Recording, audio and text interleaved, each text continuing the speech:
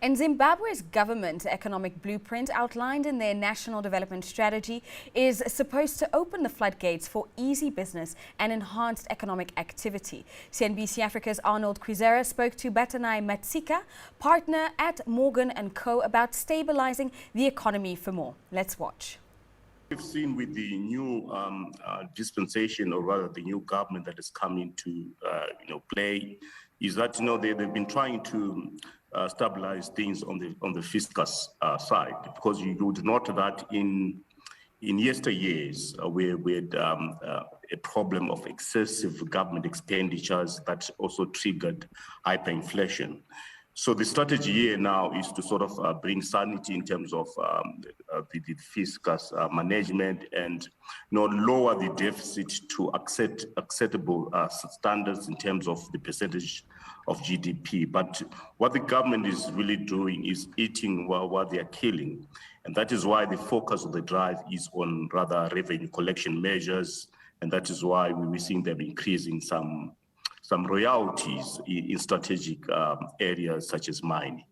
And those royalties coming to about 5%, we had that earlier in the top stories. But now I want to understand the insulation of Zim's economy, in particular to rising global commodity prices, inflation, as well as disruptions on the supply chains there. How is the economy in Zimbabwe insulated from all those happenings? Okay, so it's a major cause of concern, and we've just received some recent numbers in terms of CPI, and now we're now sitting at 256% thereabout in terms of the year-on-year figures. So it really shows you that we actually not insulated at all in the wake of the rising energy prices. I think it's worth highlighting that we still import dependent, especially when you consider the need to import fuel, diesel, petrol, and the like.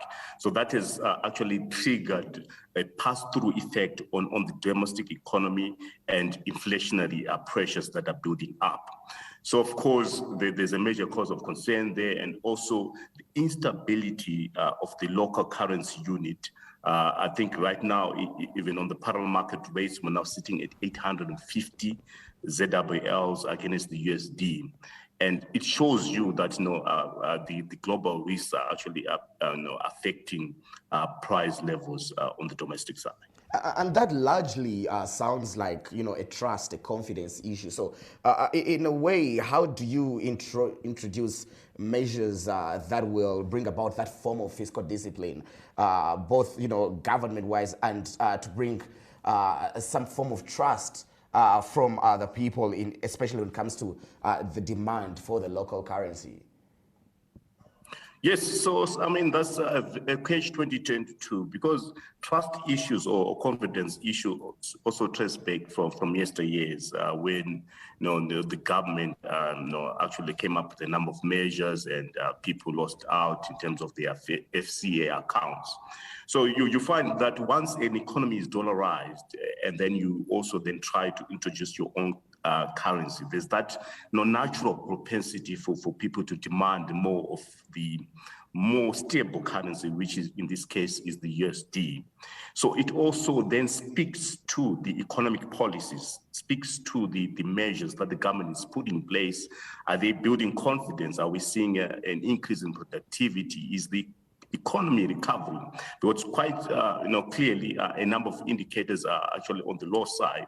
We talk of issues to do with the debt overhang. I mean, we're now sitting at 13 billion USDs in terms of the external debt. So there's no confidence on the macroeconomic indicators, and that is why naturally people would prefer using a USD as opposed to the ZWL.